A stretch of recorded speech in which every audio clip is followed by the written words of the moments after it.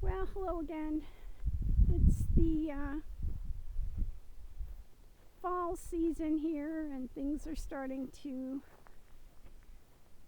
well, one, they're starting to die from the lack of water because we haven't had any rain in a while. But also, things are getting ready for the winter sleep, and I thought I would go for a little walk out here, maybe chat a bit. So, the little red-green plants over there are the blackberries that are dying off for the winter, done with what they have to do, and I hope they will come back next year. You never know. Sometimes they're in different places and you have to hunt for them. But that's another story for another day. So I'm really disappointed in the behavior of the world. You would think that as much money as we have as a collective, we would do things that are good for all of us. But too many nations have decided that money should go to armaments. So we spend billions of dollars to blow each other up while we're ruining the planet. And then one nation after another aligns this way and that until we're facing what they're saying is World War III, which could be nuclear, which would be pretty much the annihilation of us. So my question is, what the fuck is the point of that? Why are we doing that, and why are the protests against it so suppressed?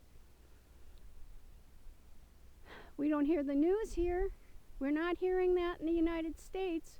They have they've made the news corporate whores. So they only tell you what they want you to hear. And if you have to go outside of this country to find anything that's real. So I have kind of suppressed my thoughts on this, except to really close friends. But it's to the point where I've written to my Congress critters, local critters, and said enough is enough, and all they do is say, well, we support this murder no matter what. So we're murdering women and children, and our government supports that. How can that be right? How can that be?